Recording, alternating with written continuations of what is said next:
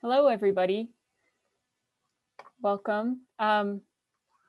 We are live, and thank you for being here. This is a Community Banking Roundtable hosted by the Schumacher Center and BerkShares Inc. in Western Massachusetts in Berkshire County.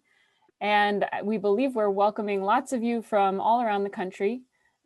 We will be talking about these three banks and their role in the local economy in the Berkshires, but we hope that they can be, the stories that we share can be an inspiration to people in local economies all over the world or all over the country. And my name is Alice Maggio. I am a member of the board at the Schumacher Center for New Economics, and I am formerly the executive director of BerkShares, which is a local currency for the local economy in Western Mass, Berkshire, the Berkshire region, we call it. It's a paper currency that is traded. You can actually go get them at these three local banks, trade your dollars for BerkShares, and then you can spend the local currency at 400 participating businesses. So it's a way to keep our money local and identify and support the local businesses that make our economy interesting and beautiful. So I'm going to introduce our panelists, and then we can start off with some opening remarks. So today we have with us Jay Anderson, who's the president and CEO of Pittsfield Cooperative Bank and has had that position since 2009. Rick Cantele, who is the president and chief executive officer of Salisbury Bank and has had that position since 2009 as well. And Chuck Leach, who is the CEO and president of Lee Bank and has had that position since 2015.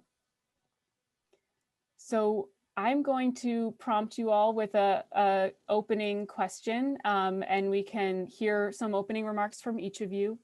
And then we'll get into some more questions and answers, and our attendees can share questions through the question and answer box that I'll then prompt you all with. So why don't we start with you, Jay, and please describe the history and structure of Pittsfield Cooperative Bank, and how would you describe its impact on the local economy? Sure, thank you, Alice. The Pittsfield Cooperative Bank is a state-chartered Massachusetts cooperative bank. They were founded in 1889, so we've been around quite a while with a pretty long history.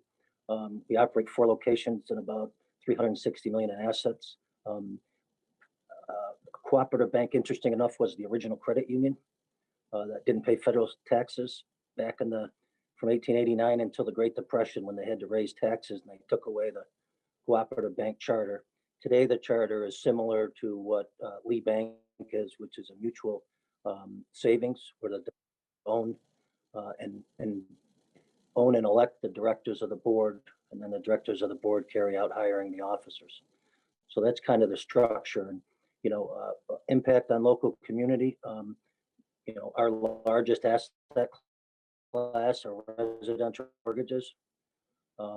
So a lot of those are ones that don't meet secondary market requirements for one reason or another. So we've been doing mortgages since we started in 1889, and we do sell some now that started a few years ago, but I would say 50% of the mortgages we do are not saleable in the secondary market. They're for local customers who can't meet those requirements. In addition to that, we give a substantial amount in donations.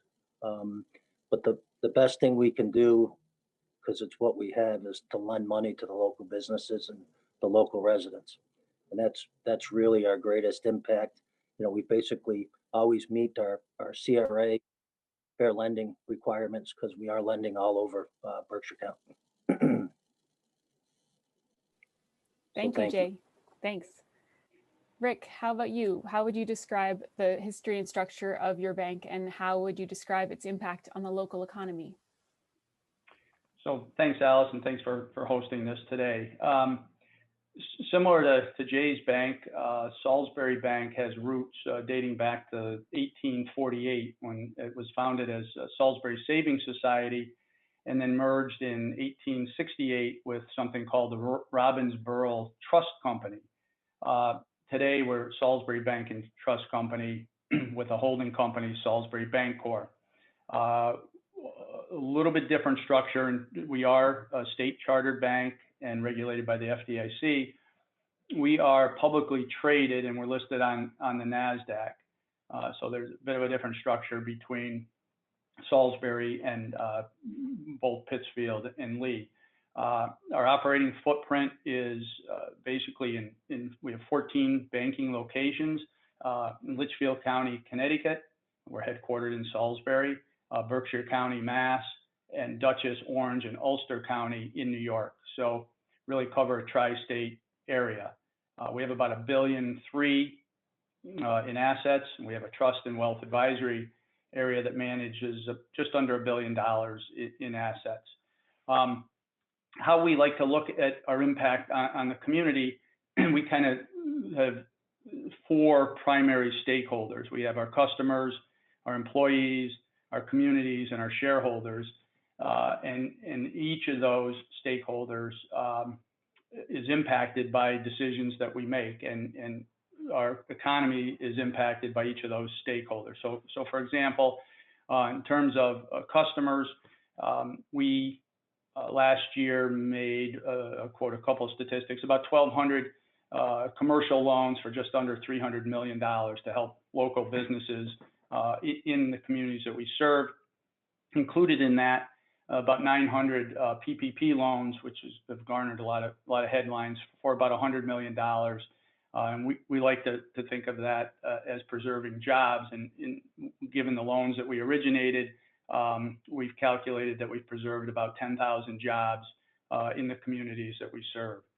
And like Jay's Bank, we also do residential mortgages. And last year, we made about 500 residential mortgages for just over $150 million. So from the customer standpoint, that's had a significant impact on our local economy. In terms of our employees volunteered. They volunteer many hours. We keep track of that, and they volunteered just over 7,000 hours at 111 different organizations. We also employ just over 200 employees, so that is a significant impact on our economy from that respect. We also, as Jay's Bank and Chuck's Bank do, we make contributions to our nonprofits in the communities that we serve. We supported 172 community organizations last year, and we awarded about $20,000 in scholarships to 19 graduates of local high schools. And that overlaps between our employees and our communities. We also contributed, we have 5 shred days, so we offer free shred services, and we provided over 1,700 non-perishable food and household items to 11 community food banks. And then last but not least, our shareholders. And generally our shareholder base are our customers and local people that are familiar with the bank. We do have about 90%, we call them friends and family, and about 10% institutional shareholders. So while we're publicly traded, we're not making decisions based on sort of institutional shareholders. And we've paid a good dividend for more than 20 years. So we like to think that contributes to the local economy as well. So thank you. Thanks, Rick. I'll turn it over to you, Chuck. How would you describe Lee Bank, Lee Bank's history and structure, and how would you describe its impact in the local economy? Sure. Thanks, Alice, and thanks, Rick and Jay. I think what you'll find with Lee Bank is that there are many similarities with what both Rick and Jay just stated in terms of sort of our mission and who we serve, and a few differences. In terms of the history, Lee Bank, similar vintage. Sounds like Salisbury is a little bit older. So in 1852, Lee Bank was founded as Lee Savings Bank. Interestingly, several decades ago, my predecessor took it upon himself to form a multi-bank holding company, which enabled Lee Bank to be a little bit more flexible with their capital. And at one point, we had another holding outside of the area, and that has just recently been sold. So now it's a very straightforward model where Lee Bank is a stock bank with one shareholder, and that's the Mutual Savings Bank, which is an organization, or the Mutual Holding Company, which is an organization called Berkshire Financial Services. Our footprint is 5 branches from Pittsfield down to Great Barrington. So we're really sort of solely focused on Berkshire County, and the key stakeholders really very similar to what Rick detailed, with the exception of shareholders. So our focus is our community, our employees, and our customers, and that could come in any particular order on any given day.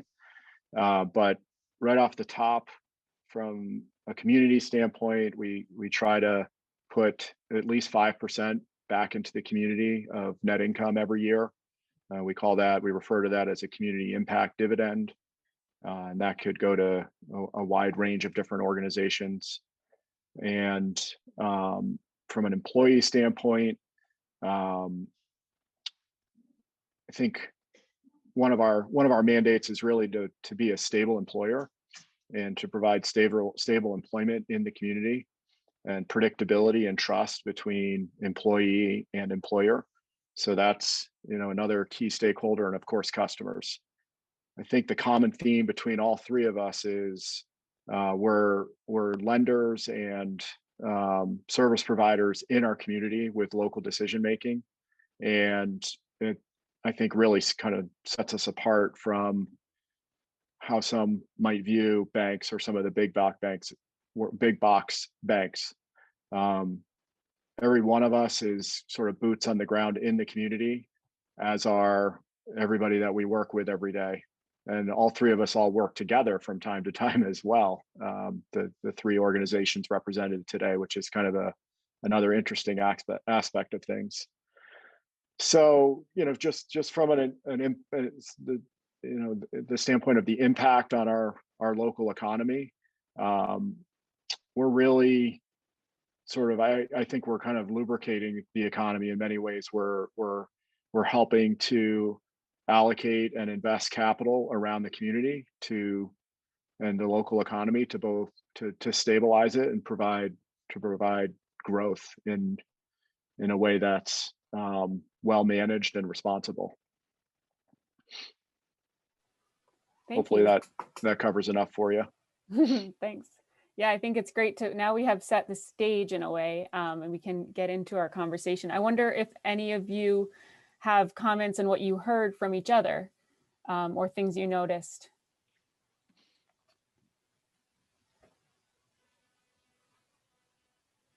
Oh, Rick, hold on, you're muted.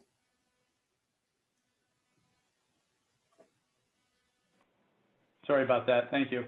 I think I'll just add, as Chuck stated earlier, and I know you'll get into it later, although we compete with each other for business, we do work together and are able to participate loans, for instance, and work together to provide financing that individually none of us could do on our own. So it helps us compete against some of the larger banks, and we work. Many of our employees know each other, have worked together, have worked at each other's banks. So although we do compete, there is a cooperative spirit in terms of us all working together.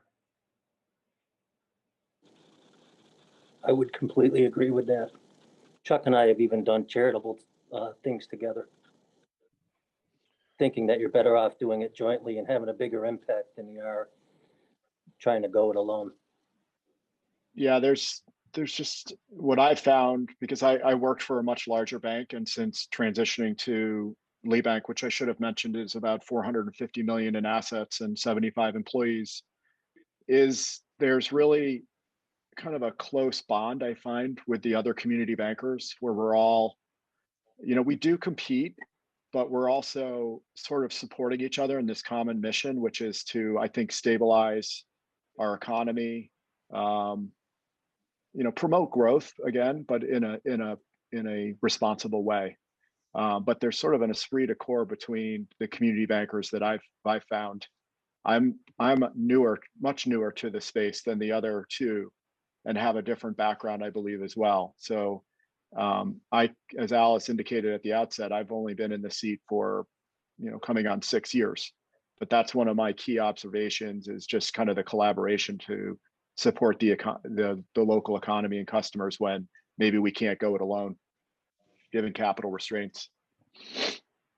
I think, Alice, I'd also like to add a difference with community banks, I think, and that's why I've been at Salisbury since 1981 when I started as a teller. And I know you're going to ask us about how banking has changed, but I think one thing that hasn't changed with community banking is we are all in this. We're not in it to get rich. We're in it to help the communities in which we serve. I know that sounds a bit altruistic, but we really try to make decisions that are in the best interest of our communities and our customers, as opposed to many of the disruptors in our business and other types of businesses that are just interested in selling things, even if it isn't in the best interest of the customer to take that loan or borrow 100% or stretch their car loan out for 96 months. We really, I think, and all of our employees are here to they truly care about their customers and try to help their customers do the right thing financially. Great, thank you all. We have actually lots of questions coming in, and I also had some prepared. So I think everybody's eager to start getting into this conversation even more. I think a lot of the questions that are coming in actually tie in well with what you set out in your introductions. One of them is interesting. It asks, what has kept your banks from following the typical growth by acquisition model or being bought by another entity's growth strategy? So I'll probably have to jump in on there because we're the most likely suspect at being a publicly traded bank. We do have that fourth stakeholder in terms of shareholders, and as I tell any new employees, it is our objective to remain independent, but we have to earn our right to stay independent. So we do have to think about our return to shareholders and producing strong results. And we believe we can do the right thing, we can take care of our customers and still produce those results to remain independent. It's when you don't provide that shareholder value that you become endangered, I guess. And look, we're in a consolidating industry. There's many disruptors into our industry, so it is extremely challenging, particularly when you do have shareholders. But again, we've remained independent for a long time, and we hope we can continue to remain independent for a long time to come. But we recognize we have to earn that right.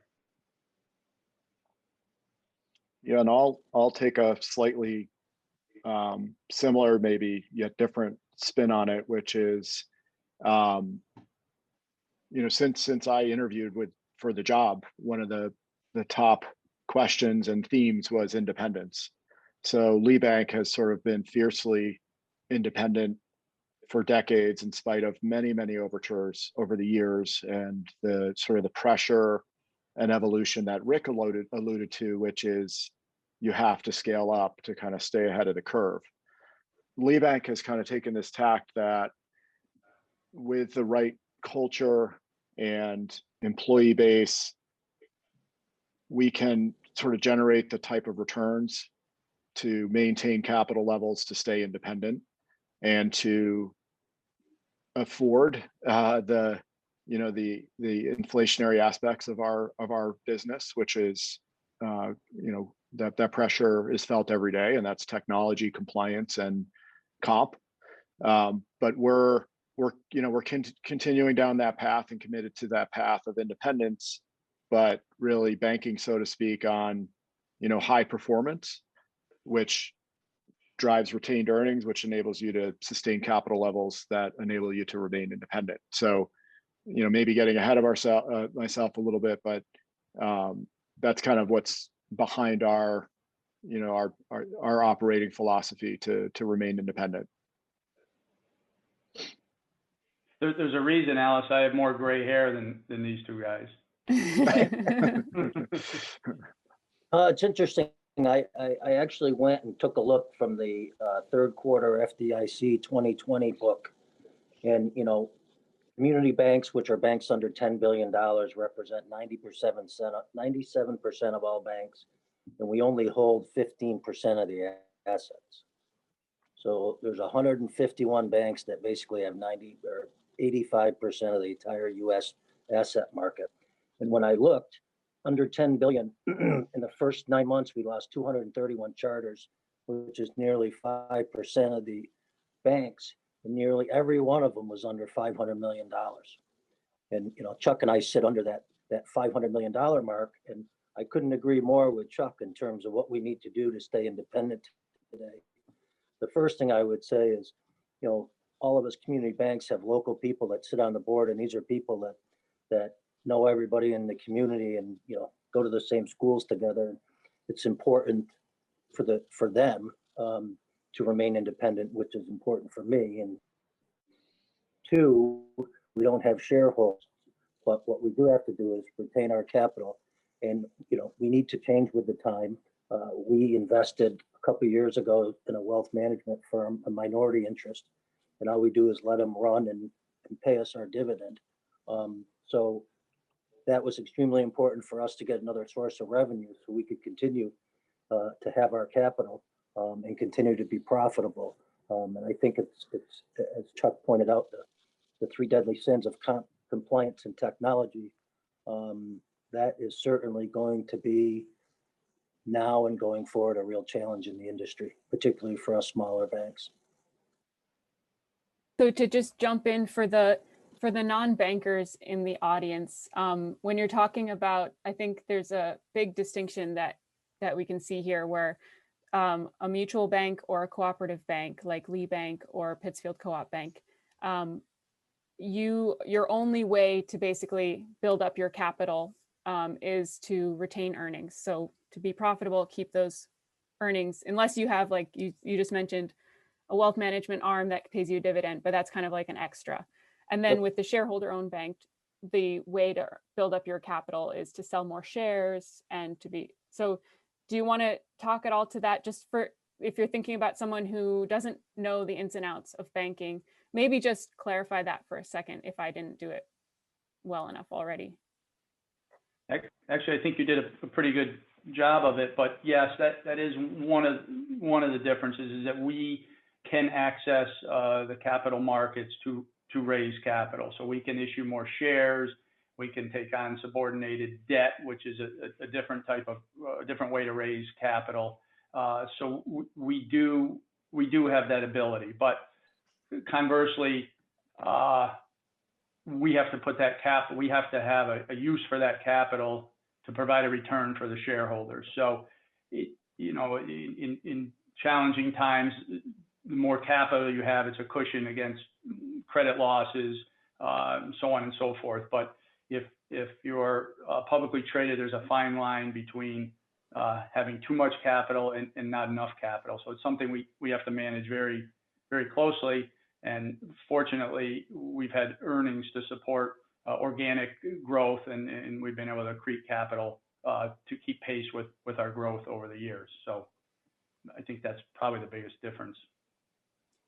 Now, to go from the kind of behind the scenes picture to now, let's think about the person who's attending this webinar, the customers that you work with, or the customers that don't bank with you yet. What is the reason?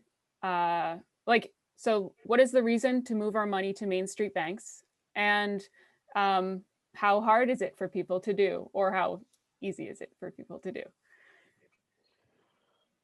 Well, go ahead, Chuck. Yeah, thanks, Jay. I'll preface this by saying that I think everything that Rick's done with Salisbury Bank has been, it's been a really good example of sort of managing the shareholder and his community and the customer from my vantage point. And I know Rick and his bank quite well. From just the community bank standard, speaking to the audience or from the community bank perspective, there's just less of that pressure when you're faced with that dilemma of who's your master and who you're serving, whether it's the shareholder or your customer or your employee or the community, to sort of do the right thing. I find the decision matrix much simpler, if you will. And I find that the bank as a whole, our employees are just that much more empowered with kind of making the right decision to serve the community and customers. So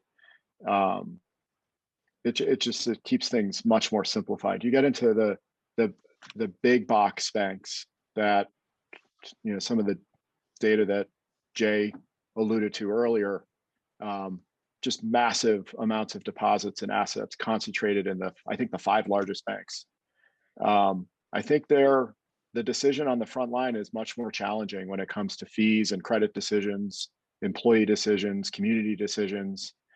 And what happens is that as a customer, it really reflects back on you and how you're treated and what your whole experience is dealing with that service provider. I'll leave it there. Alice, it's interesting. You can tell Chuck and I have both worked for big public banks, and at one time we worked there together. So we know what it's like to have quarterly earnings pressure. We know what it's like to have quarterly sales goals. We know what it's like to have people let go because they, you know, they're a really good employee, but they didn't meet their, you know, 4 referrals for the month. And it's really it's not really a good situation for the employees. You know, and it can be managed differently. And I think, you know, what we try to do is have that not so much in a in your face manner. We have a much longer approach to what we're trying to do. We do take in all our stakeholders when we're making decisions, you know, and the employees have an appreciation level for that. So, you know, I think that's one. I think the second thing is what people forget in banking is service. And, you know, what banks try to do is get efficient, and how they do that is through getting rid of people. And, you know, we actually encourage people to come in and call us or talk to us. And, you know, we still have people that we balance their checkbooks for, because that's what a community bank is supposed to do. So those are the 2 biggest things I would tell you from why would you bank at a community bank? I think so. I don't have a lot to add other than I think what's really important about community bank, and we're facing headwinds from all these disruptors, from the Amazon effect. People can get mortgages on, you know, online through their phone. It's largely become a commodity business. So how can we differentiate ourselves? And one thing I think customers don't think about, you know, they may be able to get 1/8 of a point better on Rocket Mortgage, but what they don't think about is how we circulate money in our communities, both from paying our employees, from making contributions, from everything from the Little League to the United Way to the food banks. Our people, our staffs live and work and worship and go to Little League games, all in these communities. And we take the deposits in and we loan them back out in the communities that we serve. So I think the bigger banks certainly have, we can't compete with them to be the first with the greatest technology. Our rates may be 1/8 of a point higher, but we like to think that we contribute to the quality of life. And we like to contribute, I mean, in our area, for those that don't know it, so many people have second homes here, and now with the pandemic, primary homes in our market area. And there's a reason they come here, because of the quality of life. And I think that we as community banks contribute greatly to that quality of life. So I think, you know, you're not going to see the larger money center banks making contributions to the Little League, or, you know, their staff isn't as ingrained in the community as our staffs are. And again, they could be taking deposits from one area and lending them out in a different area of the country, where we all do it locally. We have tons of questions coming in. I'm trying to keep up with them. There's actually a lot of questions about people who who don't see community banks in their communities already, like they aren't there anymore. Some questions are, do you provide consulting services to people who want to start a Main Street bank somewhere else? And questions kind of along that line, like how do you find a community bank if you don't see them right in front of you? I don't know if any of you have thoughts about that. I would consult somebody not to start a community bank. I have an interesting story about that though, which is sort of the reverse. When a bank pulls out of a community, which you're seeing happen here and there with the pressure on brick and mortar, and it happened up the road from where I'm sitting now in one of the hill towns where through consolidation, ultimately a decision was made in another geography to close a branch in a very remote area that for decades, for probably centuries, had a community bank in that small hamlet. That town and the community there was so insulted when that community left, or when that community bank left, that bank left, which just demonstrates to me when there is a community bank, even if it's evolved through time, just how ingrained it is in that community over time. But to the question, I don't provide consulting services on starting a community bank, and that's a steep hill to climb. But that is one of the things that actually is helpful to us, is that our capital and our deposits, which is our local deposits, which is arguably one of our key competitive advantages, which because it's our kind of our raw material and our funding source, was built up over centuries and decades. And that's one of the protective moats we have around us. There are many challenges, but that's one of the things we have going for us, is we've been embedded in our communities for so long. It's hard to disrupt certain aspects of what we do and what we provide. So I'm hearing it's really, people might think like, oh, I just have this account in a big bank. It's just me, it's like where I put my money doesn't matter. But what I'm hearing is that actually where you deposit your money, when you deposit it in a community bank, it makes a big difference. Absolutely. Berkshire County has seen a history of this, where one bank goes to a certain size and then gets bought, and the eventual demise of those institutions is they fully pull out of Berkshire County. So, back to, I think, Chuck's original point, where, we're trying to build stability and economic stability. The worst thing you can do is begin to disrupt your actual local economies. We're seeing it now with a bank starting to close some branches, and it's never a good thing. It never helps. But at the same token, you are trying to make economic decisions that are based on the best interest of somebody making that decision at the time. But it's really disruptive, and people should really think about, even if it's their just one account, having it in a community bank that is going to be here to stay. So I wonder if it's worth just briefly describing a little bit about how we've talked a little bit already about how you have deposits that are local and then you make loans locally. How does that compare with a big bank? What do they do to make money compared to how you succeed and continue?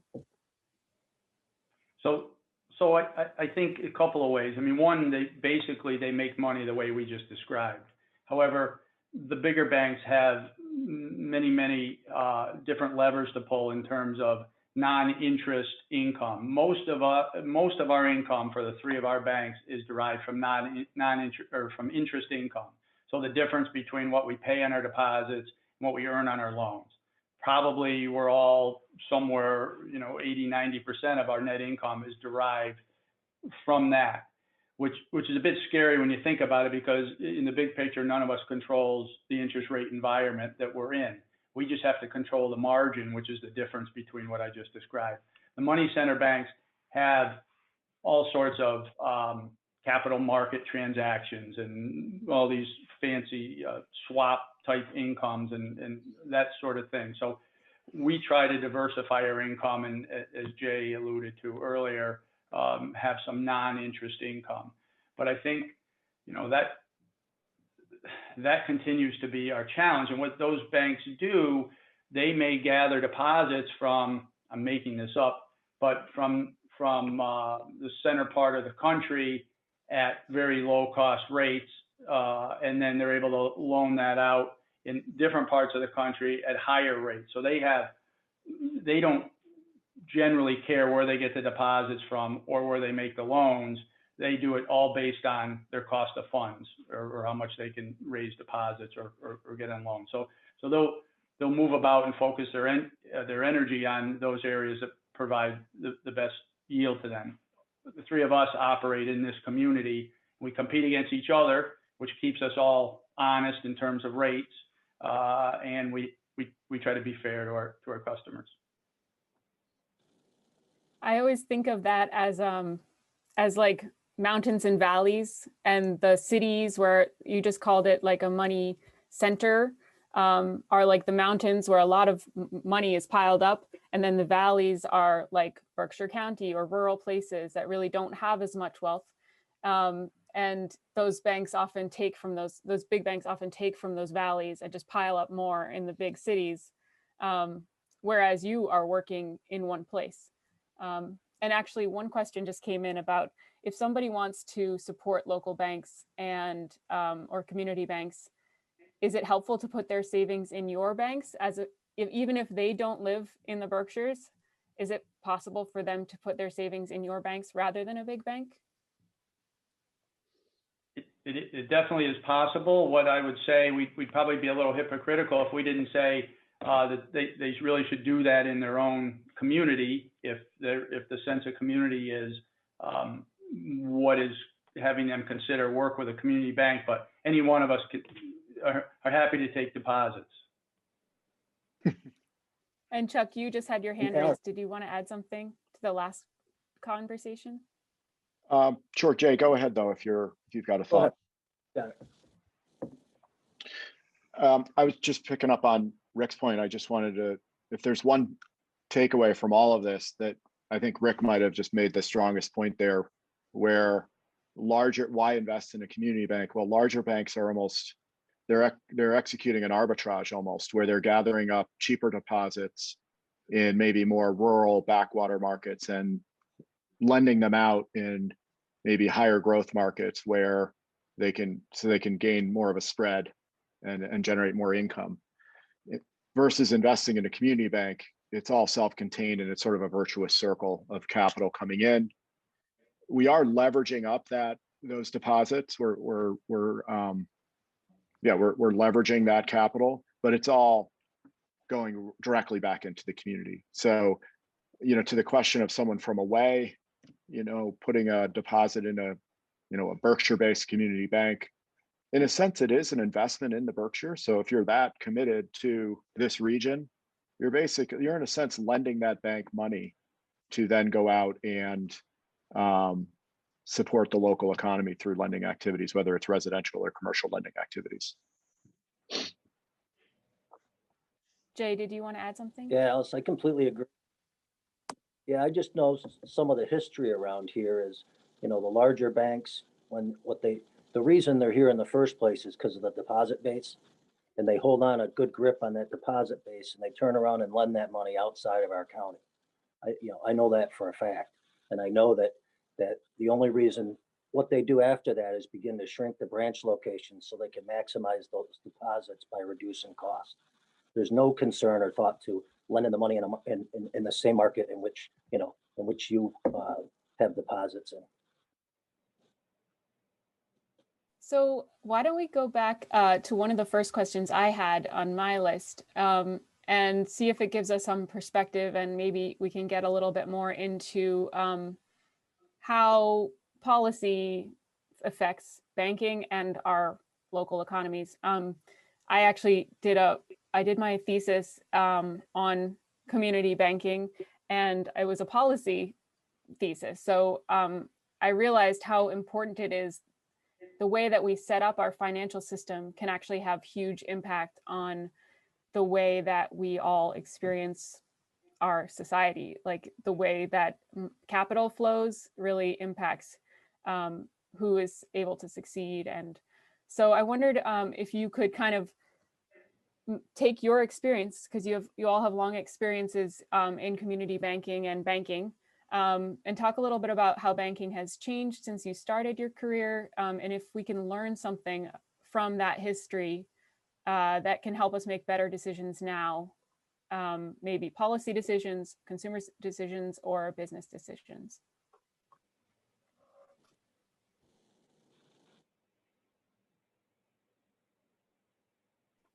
Well, I'll jump in. So when I started my career, we still used an abacus. So a lot has changed since I started. But I think your question had a lot of different ways we can go with that. But I think certainly, I think I said this earlier. One thing I've seen, for instance, is we have just naturally lost some ability. Well, first of all, the pace of change is ramped up dramatically. I mean, when I was first in banking, you know, a new product came out every 10 years. All the banks were sort of paid the same interest rate.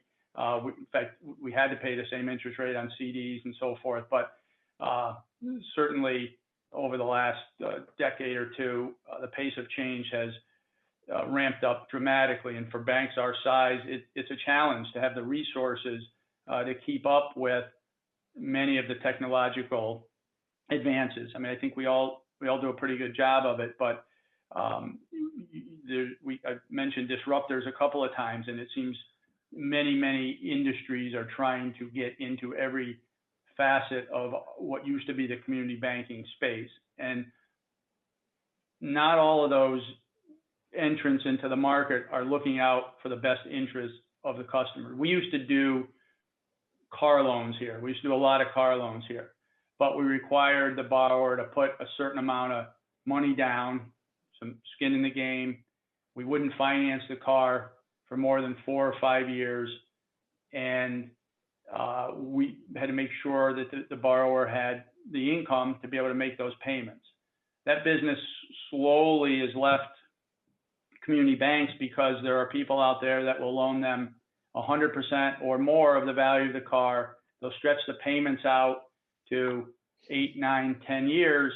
And if you think about what that's doing, many of the young people just starting out, they may have student loan debt. They may be trying to save for a mortgage.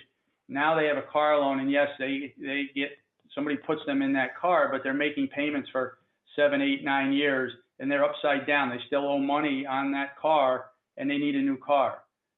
Once a young person or somebody gets into that cycle, it's very difficult for them to get out of it, because now they owe more money than the car is worth. They add that balance onto the next loan, and before they know it, they are just overwhelmed with debt. And we don't get to see that consumer like we used to. And while I get it, people want to sell cars, and if they can get somebody that can make a payment, they'll sell the car, but it's not what's in the best interest of the customer in many cases.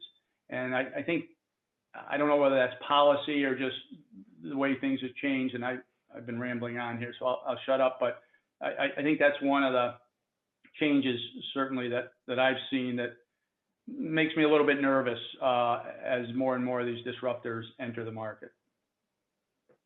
Rick, I couldn't agree with you more. Don't forget, they'll sell them gap insurance too.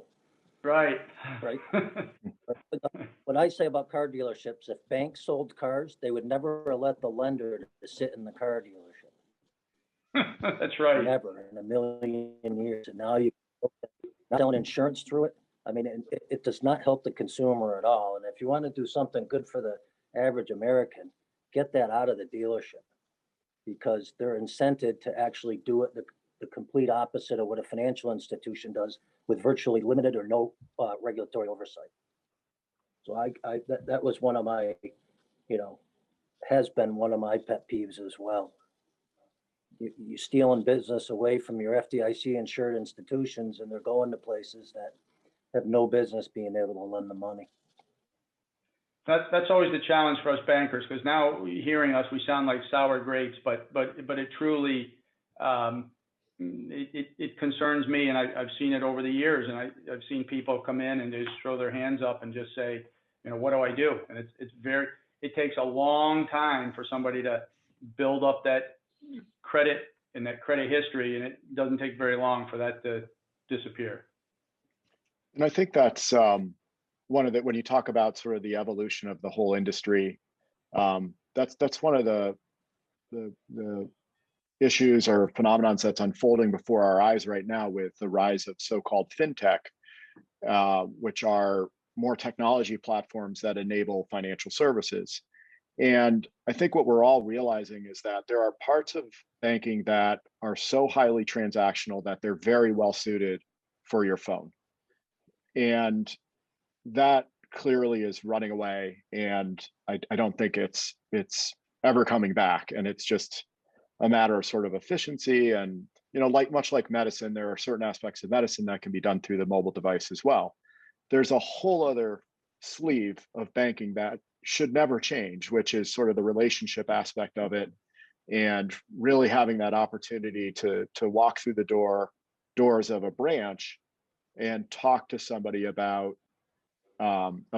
credit or borrowing or their financial situation, and whether a business opportunity or a home purchase is viable or not. And that is not transactional. There's a lot of give and take that happens there that can't and shouldn't happen through the mobile device. So I would guess that all three of us are trying to kind of reconcile that balance right now with the rise of a lot of the technology solutions. And Rick mentioned Rocket Mortgage a few minutes ago.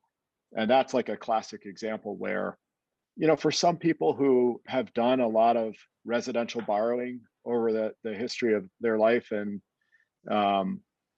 they can apply for and get a mortgage over a phone, and that's fine.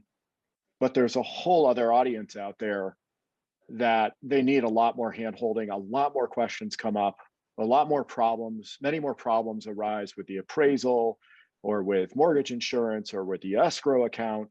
And when that happens and you go to call Rocket Mortgage, you're going to a call center in the middle of Ohio, and you may or may not get someone on your terms. So, you know, while everything is evolving in front of our eyes, some things are, in my mind, are always going to stay the same and are always going to need that personal interaction. And it sounds very cliche, but it's so true. And the best analogy I can draw is with healthcare. You're always going to still need to be able to walk in and talk to a doctor for certain aspects of your healthcare situation. And then some things, you can take a picture of your throat. Yep, you've got strep. Go to the pharmacist, and you know, we'll get it taken care of. If that analogy works for everybody. And just add one more thing, because I think the wealth management side of it is being disrupted as well. And we've seen the news here over the last month or so about some of these disruptors, and there are many new entrants into the wealth management arena from a consumer standpoint that really don't understand and look at it somewhat of a game, but there's serious consequences to not knowing what you're doing. And there's something to be said, you know, coming in and sitting down with Chuck and he talking about your goals and your risks and how you can go about creating a nice portfolio so you can have a nice retirement. But, you know, we're in the age of instant gratification, and sometimes that's not always the best route. So I've been hearing Right. some themes here. I've heard a little bit about how deregulation has allowed a lot more players to come into lending and actually created a lot of predatory lending. There's like lots of new forms of predatory lending that are out there. And that kind of brings up a question that I think ties in with something that a lot of people have been asking about in the questions and answers box. And that is like so there's all this innovation happening, and that some of it is predatory and not so great. But some of it actually is because people are more and more interested in putting their money into socially responsible investments or into like supporting socially responsible businesses. So, and at the same time, banks are often seen as kind of conservative and kind of staid. So as this attention turns to having much more community-minded consumers, people looking for socially responsible places to invest, how are you all thinking about making sure that community banks can kind of keep up and be viewed as a modern, socially responsible option?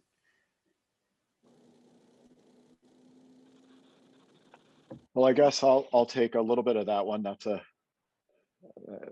a complicated one, Alice, but I think, first and foremost, independence is key. So all credit decisions are driven by living to fight another day, because we can't serve our community if we disappear, or we have to merge because we've got a capital problem. So while the socially responsible element is important, and we're certainly sizing up all those opportunities, we're useless if we don't exist anymore, if we're merged in my mind anyway, or have to acquiesce and get blended in with another larger institution that has a decidedly different strategy than us.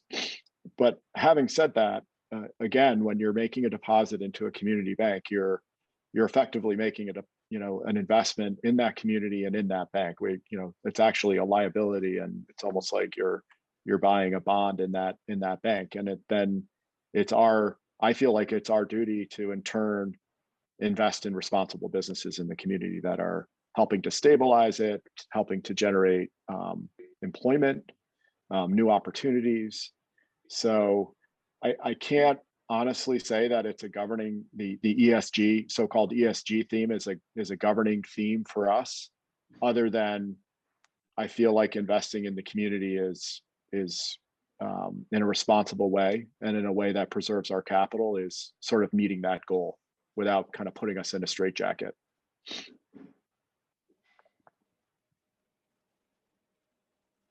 Jay or Rick, do you have any other? Yeah, I would agree with Chuck. A couple of things. I've yet to meet a community bank president or banker that doesn't want to be responsible and doesn't want to do what's right. It's always a hard line between what you can and can't do and what's prudent for the business itself. And that's just not banks. I mean, that's everything. And with social responsibility, especially because people have different viewing points of what that actually is. So, and I know Chuck and I have talked about this in the past, and, where we've tried to come down is income inequality, because I think if we can get people from income inequality to where they need to be from a living standpoint, I think some of this would go away. Yeah, I think I don't have much more to add, but we generally all try to do the right thing. In fact, one of our core values is do the right thing, and that means do the right thing for the customer. The profits follow that. So we've often told customers, you should go here, you should go there, you should stay there, stay here, because you've got a good situation there, and you shouldn't move that loan, or you should keep that relationship there. So we really, to a person in a community bank, try to do what's right for the customer and the community. So just to dig a little, go. Yeah, just a little bit more to your question though, and it's good that Jay reminded me of that. As far as sort of the socially responsible aspect of community banks, and kind of tying back to your thesis and your question about policy, that really is sort of a wheelhouse for community banks, is that opportunity gap, because it's all about access to capital and which potentially creates new opportunities. And the community bank model, and the door that's sort of always open, is, I think, enabling that maybe more than a big box or online bank where somebody just may not know where to start. And that's sort of our focal point at this point, is kind of that opportunity gap that I think is probably more pronounced than it's ever been right now in our country. That's actually right where I was about to go a little bit. I was one of the questions that came in was how do your community banks serve minority communities? And I was going to kind of give a little context there. Obviously, banks and lending, like mortgage lenders, have a pretty bad history in some in our maybe in the 20th century, known for redlining and a lot of discriminatory practices. And some of the very predatory lending that we were talking about, like through fintech, is maybe meeting a need that's not being met by the more conservative or conventional banking model. So there's obviously sometimes instances where banks, maybe especially big banks, might just kind of deny a request out of hand. And I wondered if there was a way that you all are thinking about offering specific products or specific services that can serve communities, people of color who have kind of been extracted from or discriminated against in our system in the past or now. So just quickly, I mean, I think some of that certainly did occur. I think now that the Community Reinvestment Act it ensures that at least the three of us and those of us regulated by the FDIC or the OCC or whoever we're regulated by, sort of ensure that we are meeting certain minimum standards in terms of lending, and that redlining can't and won't happen, at least given our business models and under the regulatory environment. But we are always looking for different parts of our markets have different demographics, and we try to hire people that speak Spanish, for instance, and we offer products that are accessible to everybody. I think, speaking for us, we definitely can do a better job, and we're definitely talking about and trying to figure out how we can maybe reach more of those populations. It's challenging. Again, in a community bank, we don't have the same resources that a larger bank might have, but I think, you know, all of us, again,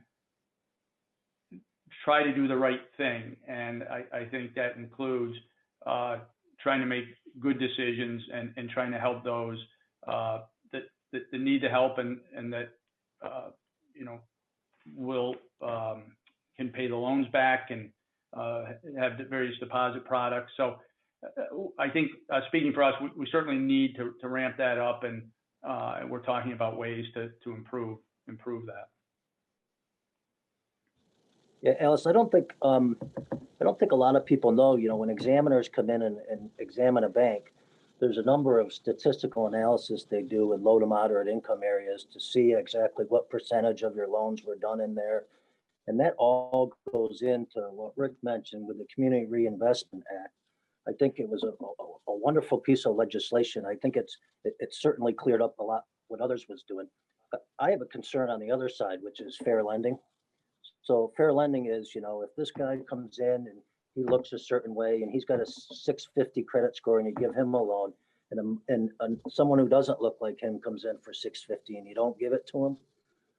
And I understand that. And I actually talked to an examiner last time he was here, and he said that's why they like Rocket Mortgage so much. From an examination standpoint, they know because they have set criteria and they can't deviate out of that criteria. Well, what's that has done for community banks, and I've seen it personally, is, well, I want to give this person a loan, but I can't. So all my discretion of knowing that that person is going to pay back that loan, regardless of who they are, what color they are, if they're male, female, I know they're going to pay it back, and we can't give them the loan. So I've always asked them for exceptions, and you know, he's like, well, you can't write, you know his father and his father's going to pay. So from a policy standpoint, for asset size, there needs to be some flexibility at some point in time in the future with fair lending, or, you know, it'll be harder serving those areas than it is today. And I'll just add, I think the other side of the coin of maybe the point I was making earlier with in terms of how embedded we are in our communities and sort of how traditional we are in this kind of legacy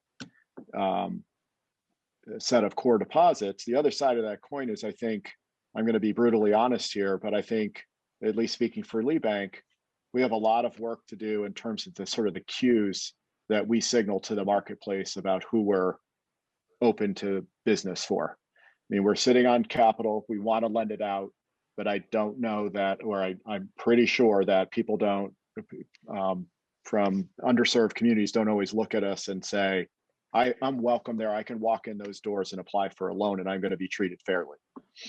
It's nothing intentional on our part. I think it's sort of tradition and history built up over years that is going to be an evolution to change. It's not a flip of the switch, but I know that all three of us are being deliberate about trying to change it in a genuine way. But it's going to take time. But if you look at our board, if you look at the three of us represented here today, some of the cues need to evolve and change here. Thank you. Yeah, and that actually brings me to the question of BerkShares, I think. I wanted to ask you, so all of your three banks participate in the BerkShares program, which means people can walk in the doors and get BerkShares.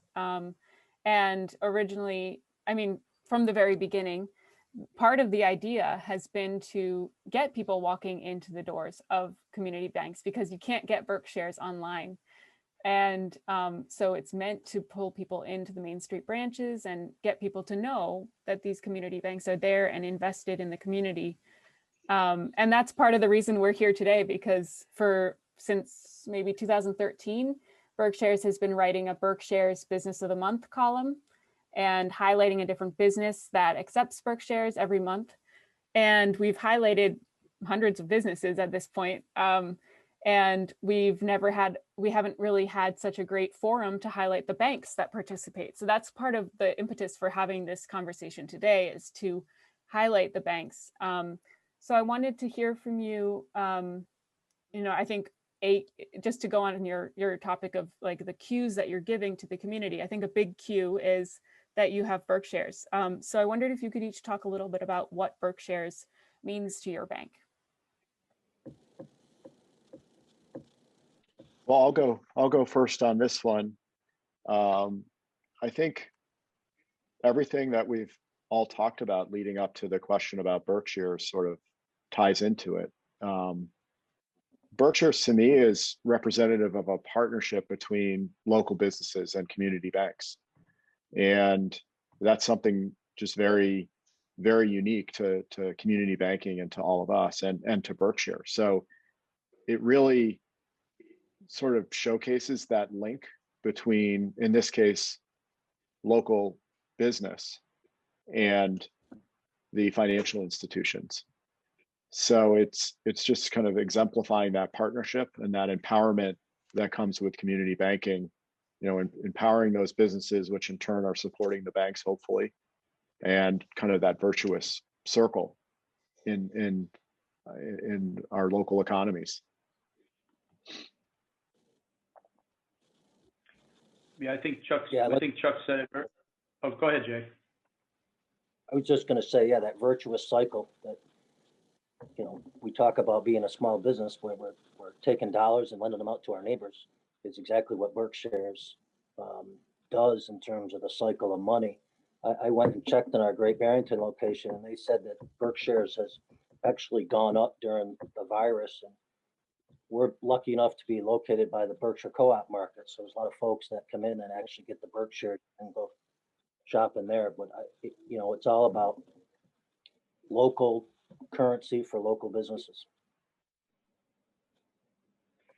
Yeah, I don't have much to add. I agree. I mean, it sort of exemplifies the community in community banking. So it's consistent with what we do. So it makes a lot of sense for us to participate in it.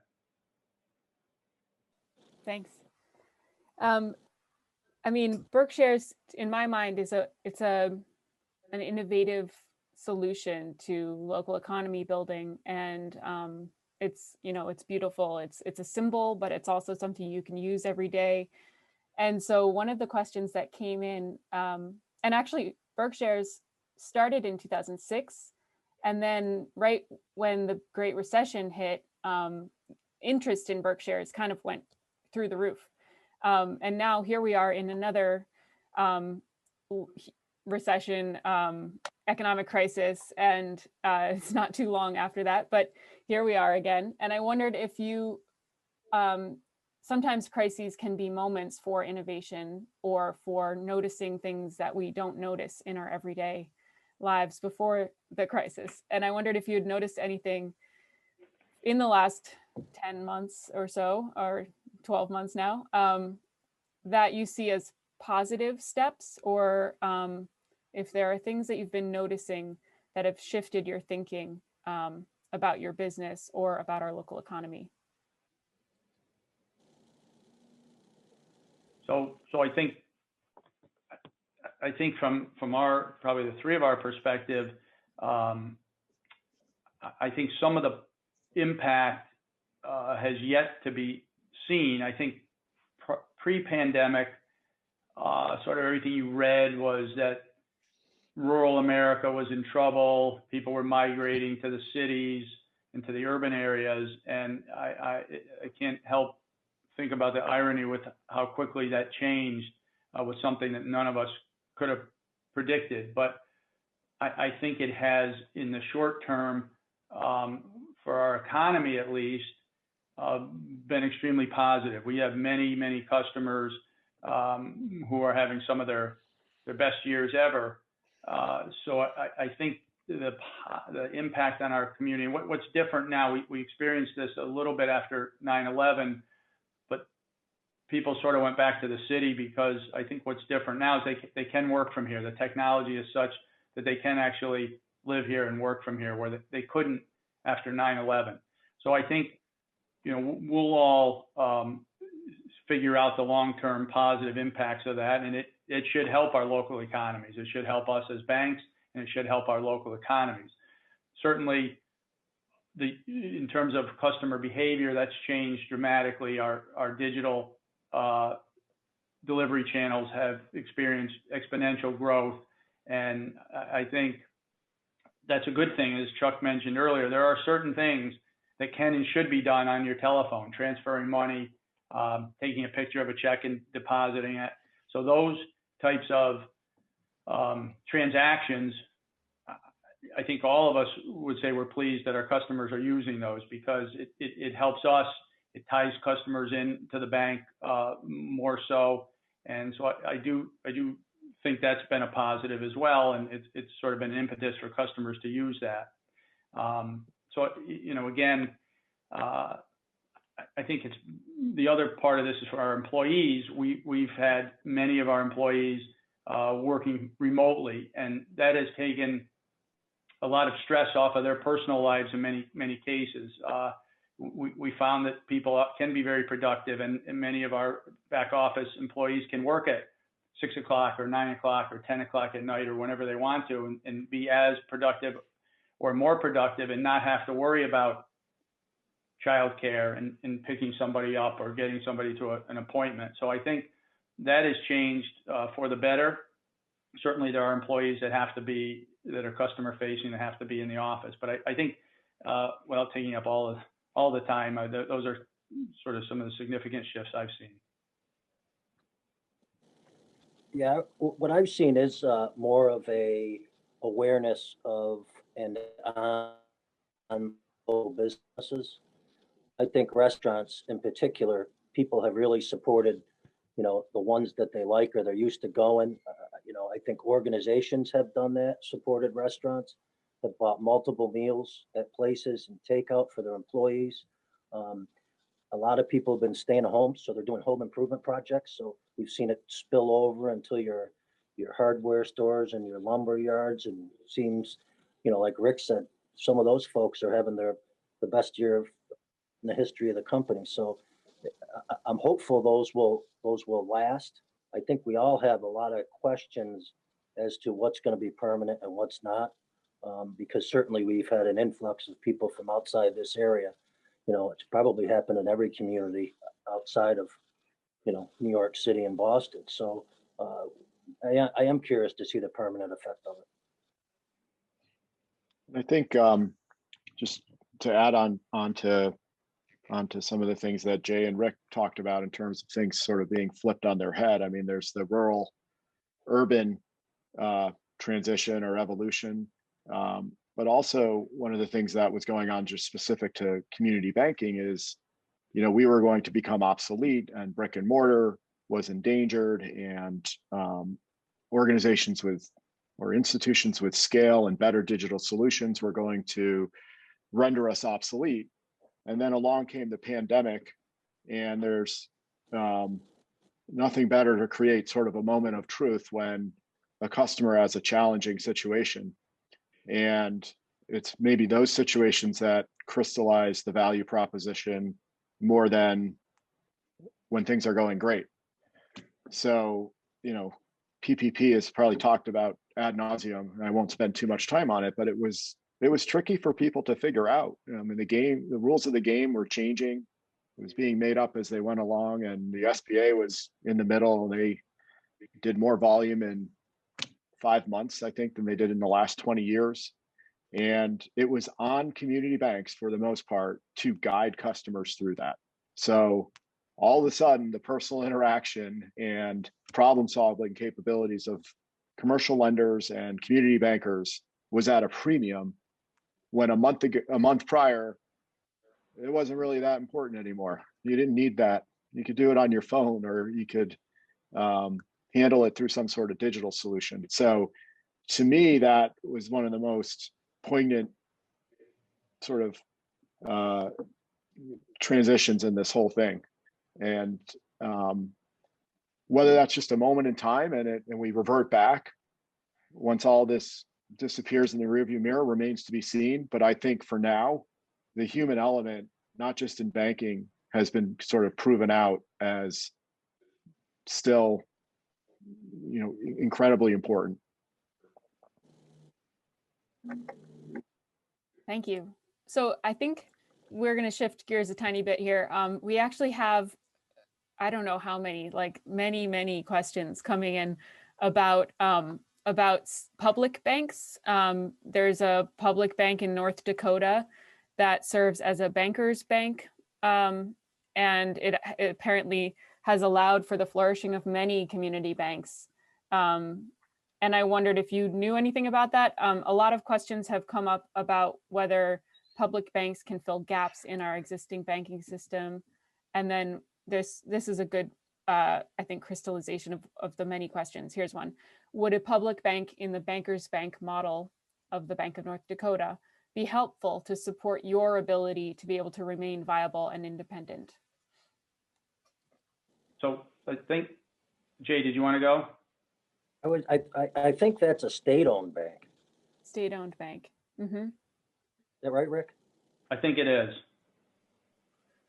Because we have, and we belong to the Atlantic Bankers Bank, that they provide us with certain services, and that is I believe that's a mutual bank, so it's owned by the other banks without shares of stock. So I don't know about the state one. I know it's been talked about here.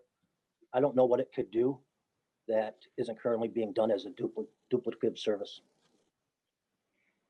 I think it depends. I think where there is not the density of community banks, there may be a purpose for it. I certainly think where we're located, I don't see, I know Connecticut legislation has on its table to talk about a state-owned bank, and it really is providing the same services that all of us provide and all the banks provide. So I think maybe in certain pockets in the middle of the country where there's a dearth of community banks, it may serve a purpose, but I don't know that much about it. And I think where we are, there's plenty of banks that fill in all the gaps. Great. So we have so many interesting questions coming through, and we won't have time for all of them. I'm going to try to see which ones we might not have touched on so much.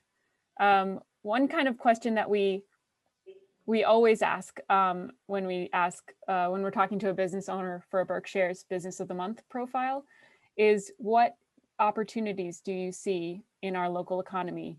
And the reason we ask that is because we see all of our local businesses as kind of making up the diversity of our ecosystem, and all ecosystems are stronger if they have more diversity and more businesses filling more niches.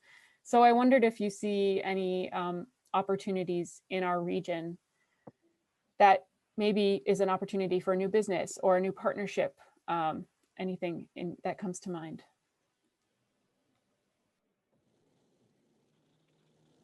Well, one of the problems, I mean, opportunity maybe comes from solving problems, and some of the problems or dilemmas that we have in Berkshire County are clearly broadband, transportation, and affordable housing. So, if someone with an entrepreneurial spirit, I guess, or a vision is prepared to kind of tackle one of those problems, I think there's an enormous amount of opportunity there. And I would just add the recreational economy with the support of someone like Milltown Capital, who continues to invest in that theme, and I think is something that just continues to pick up momentum. I think there are pockets of opportunity around that as well. So those would be a few on my list, particularly that are kind of unfolding in real time right now with the pandemic. Mm-hmm. And I know that when we were chatting before we got on the webinar, somebody mentioned Catamount as a participation loan. I wonder if you wanted to just talk about your own collaborations that you've made. Yeah, I think I mentioned before, we all work together to try to, we aggregate our lending authorities in order to make larger loans to larger type businesses. But just to segue back a minute to your other question, I think it's both an opportunity and a threat. It concerns me maybe the most are certainly in the centers of all the towns in which we operate, there is a retail base that I hope that with the influx of people moving here, they recognize, just as we've been talking about the importance of banking with a community bank, that really try to think about supporting your local retail store. It would be a travesty if these retail stores don't make it and you have a lot of empty storefronts on Main Street. And I know, it's challenging now. We're all locked down. We're all shopping online, but we really need to think about, again, the quality of life. Why are you coming to this area or any small town? Try to support your local retail establishment, because they have a difficult time. They're competing against, the likes of Amazon, and that's a pretty daunting task. Just like we're competing against the fintechs and the larger banks, there is an opportunity to bring back the vitality to these town centers, but people have to shop there.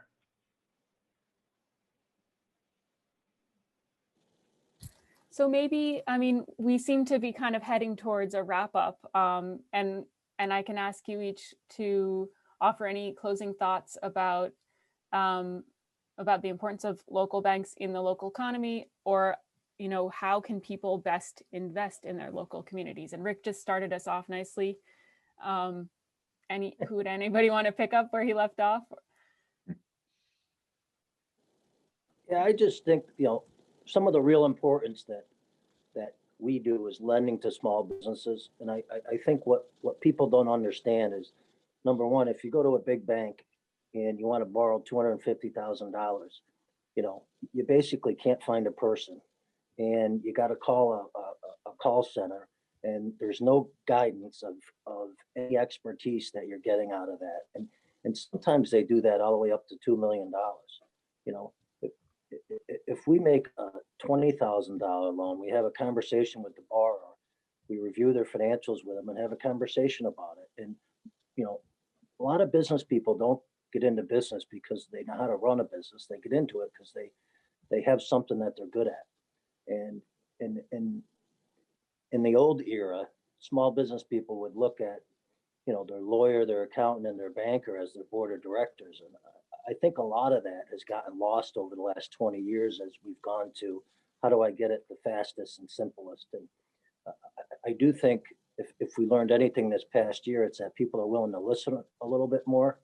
And I know we've mentioned PPP loans. PPP loans, you know, really got folks finding out who their bank is. And, you know, I'm sure the other two banks have now got some real loyal customers that, you know, would not go anywhere no matter what the interest rate was. And, you know, I do think that sometimes that gets lost on the general public. And we do loans that other larger financial institutions won't do. So, you know, we'll take a risk on somebody that it might not have full collateralization, or, you know, has a period of time before they get their debt service in the right place. And, you know, those are the conversations we need to have with business owners and business customers. You just answered a question that came up a long time ago in the question and answers, which was, do you mentor your borrowers to help them manage their business? So we just checked that one off the list. Good. And I would just add, I think it would be disingenuous to say that any of us in our daily travels don't think about, we're not price sensitive and we're not sort of efficiency sensitive given the new platforms. And obviously Amazon's the obvious one, but there are hundreds, if not thousands of other platforms that are just emerging daily that allow us to be more efficient. And that applies to banking, and it applies to sort of the Main Street retailer. And I would just suggest to everybody as they're making those decisions about their service provider or where they're purchasing something, that while the price might be a little bit higher, if you're trying to invest in your community, there's enormous benefit that comes out of investing locally, whether it's doing business with your local bank or dealing with a local hardware store or dealing with a local clothing retailer.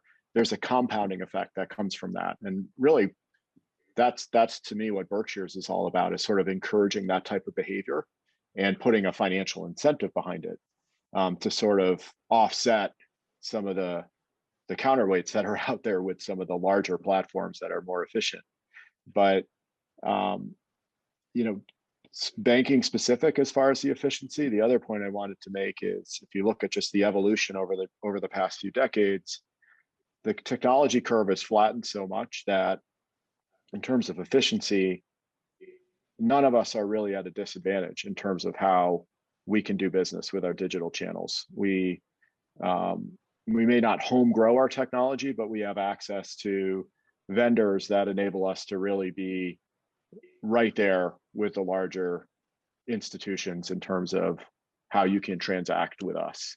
So that, to me, sort of eliminates maybe one of the reasons as to why you may not do business locally with your local bank or community bank. The technology solutions are right there.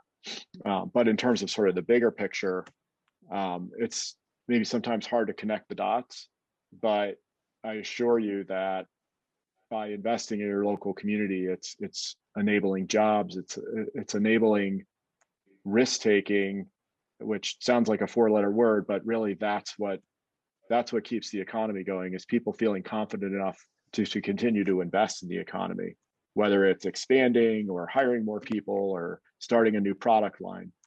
But if that business isn't coming in, the confidence isn't there, and sort of the animal spirits aren't there to kind of trust making those decisions to kind of carry on. So there's really there's just huge benefit in cycling that capital back locally to sort of keep things going. And there's a lot of opportunity right now in the rural economies to do that, where there's just been this massive urban flight, which may or may not be temporary. I think a lot of it sticks at this point, because it's proving out that people can live and work from an area like the Berkshires. Rick, do you have any closing remarks? I kind of jumped in early.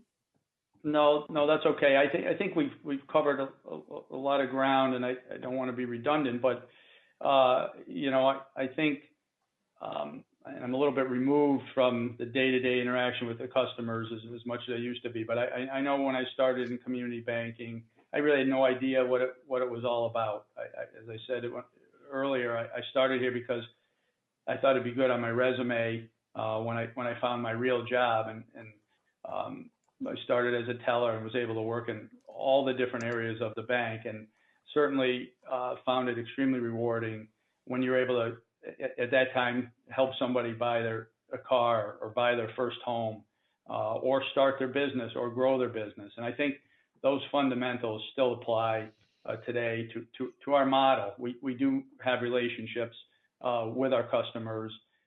We know many people in the towns that we serve. And I think, you know, I take a great deal of pride in that. And I think I can speak for Jay and Chuck in saying that, because that's, you know, we can walk down the street with our head held high and say, I helped that person, or I helped them grow that business. And I think we take a great deal of satisfaction in that. And that's what our mission is. And I think it's important that we stay true to that mission. And hopefully we don't become extinct, and hopefully the customers value that. Yeah, I think. And we need more banks. We need more banks or bankers? We need more bankers. We are becoming extinct.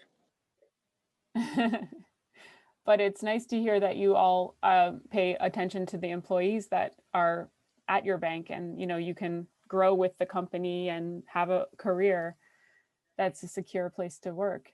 So sounds like a good place to work. That might be something we didn't touch on too much, but yeah, I think that I know we have to start wrapping up, but that's another untold story, just like Rick's story and Jay's as well. I know it's an incredible place to get a foot in the door and start a career.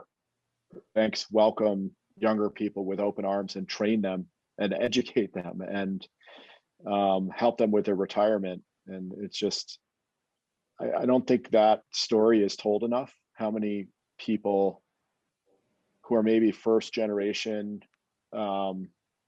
white collar, for lack of a better term, got their start in a bank and helped them along.